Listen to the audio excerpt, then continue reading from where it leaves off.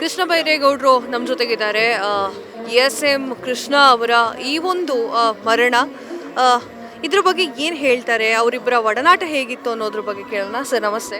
ನಮಸ್ಕಾರ ಸರ್, ಒಡನಾಟ ಹೇಗಿತ್ತು ಸರ್? ಇಲ್ಲ, ನನಗೆ ಅಷ್ಟೊಂದು ಒಡನಾಟ ಇಲ್ಲ. ಆದರೆ ನಾನು ಮೊದಲಿಗೆ ಶಾಸಕನಾದಾಗ ಅವರು ಮುಖ್ಯಮಂತ್ರಿಗಳಾಗಿದ್ದರು, ನಾನು ವಿರೋಧ ಪಕ್ಷದಲ್ಲಿದ್ದೆ.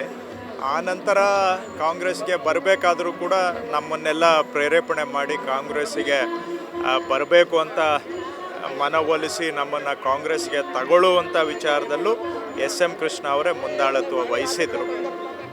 ಭಾಳ ಹತ್ತಿರ ಇಲ್ಲದೇ ಇದ್ದರೂ ದೂರದಿಂದ ಹತ್ತಿರದಿಂದ ಅವರಿಗೆ ನಾವು ಯಾವತ್ತೂ ಕೂಡ ಭಾಳ ಗೌರವ ಕೊಟ್ಟಿದ್ದೇವೆ. ಮನಸ್ಸಿನಲ್ಲಿ ಗೌರವ ಅವ್ರ ಬಗ್ಗೆ ಯಾವತ್ತೂ ನಾವು ಉಳಿಸ್ಕೊಂಡು ಬಂದಿದ್ದೇವೆ. ಇವರ ಅಗಲಿಕೆ ಒಂದು ರೀತಿ ವಯೋಸಹಜ ಅಂತ ನಾವು ಹೇಳ್ಬೋದು. ಸಂಪೂರ್ಣ ಜೀವನವನ್ನು ನಡೆಸಿ ಹೋಗಿದ್ದಾರೆ.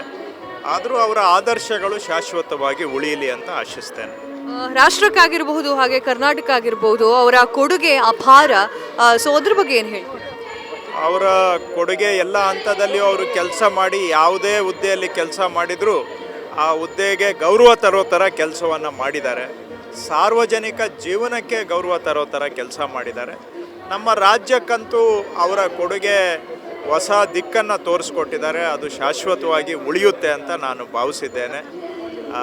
ಅವರ ಕೊಡುಗೆ ಮುಖಾಂತರ ಮಾನ್ಯ ಎಂ ಕೃಷ್ಣ ಅವರ ಹೆಸರು ಶಾಶ್ವತವಾಗಿರಲಿ ಅಂತ ಆಶಿಸ್ತೇನೆ. Okay sir, thank you sir, thank you so much. ಇದಿಷ್ಟು ಕೃಷ್ಣ ಬೈರೇಗೌಡರ ಒಂದು ಮಾತಾಗಿತ್ತು. ಕ್ಯಾಮರಾ ಪರ್ಸನ್ ಪುಂಜಿಸ್ ಜೊತೆ ನಾನು ಕಾವ್ಯ ಹೆಗ್ಡೆ, ಕರ್ನಾಟಕ ಟಿವಿ, ಮಧು.